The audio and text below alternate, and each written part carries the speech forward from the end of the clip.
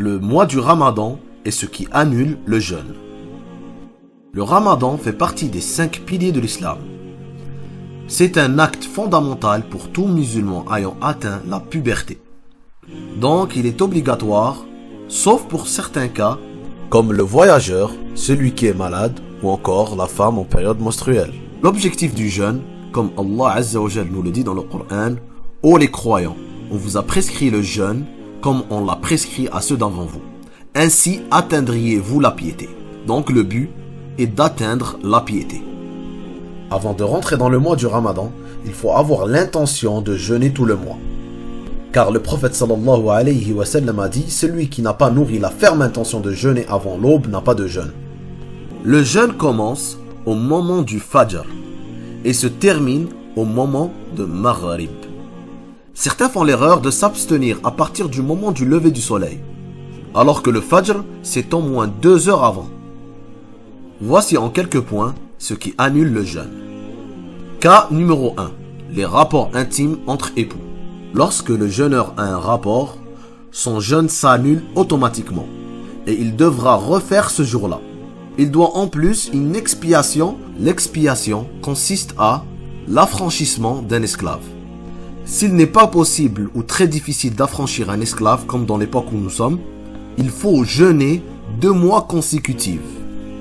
Et encore, s'il ne peut pas jeûner 2 mois consécutifs, il faut qu'il y ait un empêchement excusable dans la législation. Alors, il doit nourrir 60 pauvres.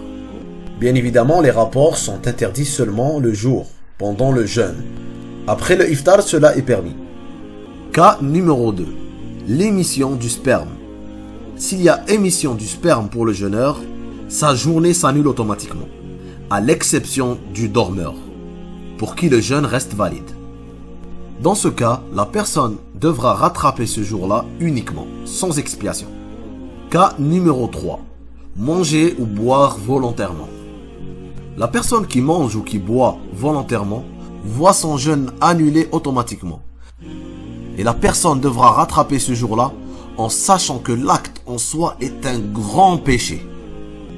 Et Allah tabaraka wa ta'ala dit dans le Coran « Mangez et buvez jusqu'à ce que se distingue pour vous le fil blanc de l'aube, du fil noir de la nuit, puis accomplissez le jeûne jusqu'à la nuit. » Par contre, quant à celui qui mange ou boit par oubli, cela n'a aucun incident sur son jeûne, comme il est dit dans le hadith suivant.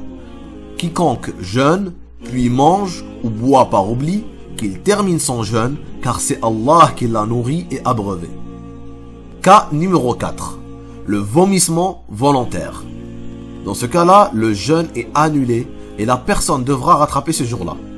Pour celui qui vomit involontairement, alors cela n'a aucun incident sur son jeûne.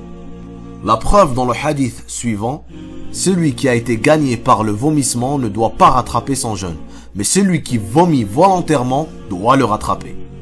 Cas numéro 5.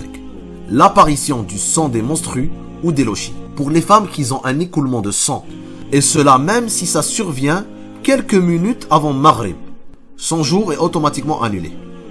Dans ce cas, la femme devra rattraper tous les jours non jeûnés. Aïcha radiyallahu anha a dit « Nous avions nos menstrues à l'époque du messager d'Allah et on nous enjoignait de rattraper les jours non jeûnés, mais non pas de rattraper les prières. » Cas numéro 6. Fumer la cigarette ou la chicha. Il n'y a aucun doute que la fumée de la chicha ou de la cigarette pénètre dans le ventre et parvient à l'estomac. Donc cela annule le jeûne. Bien entendu que la cigarette est haram, interdite en islam. L'islam interdit l'usage de tout ce qui est nocif pour son propre corps. Allah dit « Et ne vous jetez pas par vos propres mains dans la destruction. » Il dit encore « Et ne vous tuez pas vous-même. » Cas numéro 7. Mâcher du chewing-gum. Mâcher ce produit met fin à son jeûne, car les ingrédients sucrés et la saveur ajoutée à la matière de base se dissolvent dans la salive et passent dans le ventre. Cas numéro 8. Avoir l'intention de rompre le jeûne. Dès qu'un jeûneur nourrit résolument l'intention de rompre son jeûne, même s'il revient sur cette intention, son jeûne est invalide et il devra rattraper le jour de ce jeûne.